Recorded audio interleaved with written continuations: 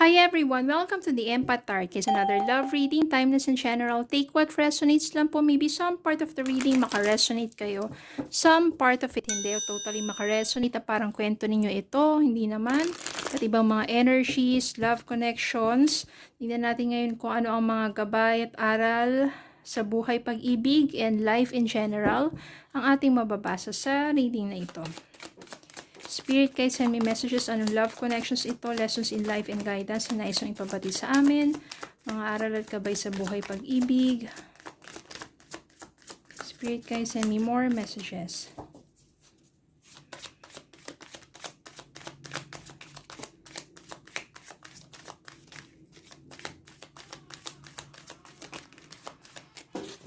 Okay.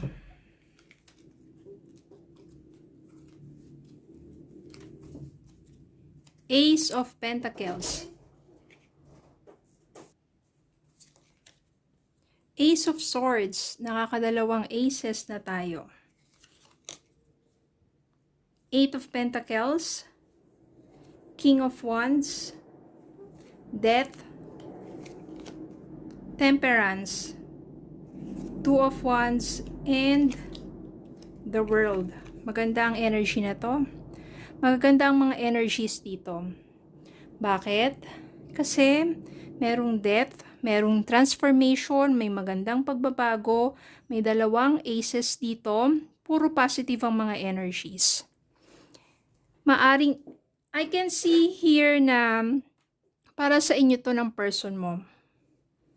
Ace of Pentacles, Ace of Swords, meaning magkakaroon ng panibagong opportunity para sa inyong dalawa ng person mo to start over again. Yung Ace of Swords dito, ibig sabihin, clarity, para magkakaroon ng linaw ang lahat, mapapag-isip-isip mo at ang person mo na, tama, no, we should work with our relationship. Ace of Pentacles, ibig sabihin panibagong simula na kung saan potential for abundance.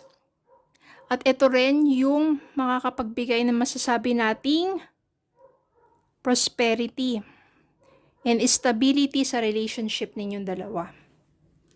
So, kapag nagsimula ulit kayo ng person mo, panibagong simula, ibig sabihin, iwanan na sa nakaraan yung mga pagkakamali, matuto na dun para hindi na maulit pa. Iwanan na yung mga sabihin nating hatred, yung mga bigat na mga inyong mga damdamin kapag meron ng kapatawaran sa isa't isa. Move forward, start a new beginning. Ito ibig sabihin nito. No, sa ngayon, kapag hindi pa nangyayari yan, ang gawin nyo muna ay mag-focus kayo sa sarili ninyo, maging mapagpasensya kayo dahil meron tamang panahon para sa inyo ng person mo na magkaayos at sa panibagong simula ninyo. Pero ngayon, asikasuhin mo muna yung sarili mo. Ibig sabihin nito, mag-focus ka kung saan mapapalago mo ang sarili mo. Yung iba dyan, masyadong aburido. Pag no contact na kayo ng person mo, hayaan nyo sila. Let them be. Huwag nyo silang habul-habulin. Hayaan nyo sila. Kung ayaw nilang kausapin kayo, maaring hindi pa sila handa, let them be. Okay, mag-focus kayo sa sarili ninyo kasi kapag nagpaka-busy kayo at hindi nyo sila masyadong naiisip, that's the time na kayo naman ang maiisip nila. Kayo naman yung mamimiss nila. Okay? At yun ang mangyayari. King of Wands.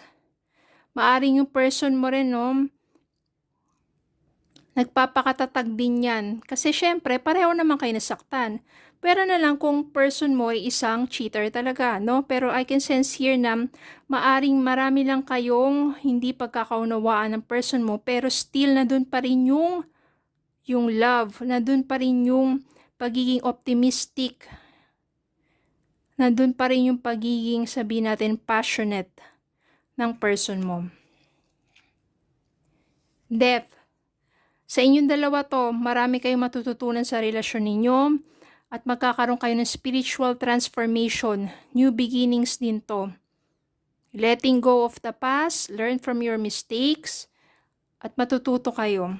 Magkakaroon kayo ng panibagong pagkatao. Yan. Temperance, ibig sabihin dito patience at Divine timing. Mangyayari ang new beginning sa inyong dalawa kapag pareho na kayong ready na harapin ang isa't isa, pareho na kayong ready to forgive, pareho na kayong ready magsimula muli. At ang mangyayari dyan, no, you will have some plans together to explore your relationship, to explore the world together. At makakamtan ninyo fulfillment of your dreams, the world. O aside from traveling, maaring sa iba't ibang lugar sa buong mundo. At completion, ibig sabihin yung mga naudlot ninyo, mga pagsasama, pagmamahalan, matutuluyan, magkakaroon ng completion dito, fulfillment, ibig sabihin yung iba, maaring nagkahiwalay, magkakaroon ng pagbabalikan. At the same time, mauuwi na talaga sa pag-iisang dibdib. Fulfillment of your heart's desire kung saan ka talaga itinakda. Kuha tayo ng message para sa inyo. Redirect your thoughts. Focus on what you want to attract in this relationship, not on what you fear will happen. Yung iba kasi maraming kinakatakutan no, sa isang relasyon. Yung mga hindi pa naman talaga nangyayari, no? Tapos, nagkakaroon na ng doubts, worries, and fears. Mag-focus kayo kung ano yung gusto nyong positibong mangyari para sa inyong relasyon. Para happy, good vibes, good energies, positive energies. Beware of codependency. Ito, babala or sabihin natin gabay. Addictive behaviors are affecting your romantic life. So, wag maging codependent. Deepening. A relationship will finally deepen in the next few months. You have been waiting for this. Lalong lalalim ang inyong pagmamahalan. Ano man yung tampuhan na yan, ano man yung mga naging aral, naging mga pagkakamali, inyong malalagpasan lahat ng mga struggles ninyo sa relationship. Lalong lalalim ang inyong pagmamahalan, ang inyong relasyon at mauuwi sa isang lifetime commitment. Okay? So, have faith in love. Iwasan na yung sobrang kakaselos, iwasan na maging masyadong yung codependent, masyado kayong mga addictive behaviors ninyo, mga toxic behaviors ninyo. Unawain nyo ang isa't isa, mag-usap kayo, and your relationship will go deep. Okay, so yun lang po. Maraming salamat po for watching. Please don't forget to like, share, comment, subscribe, follow me Facebook and YouTube. Have a good day po and God bless.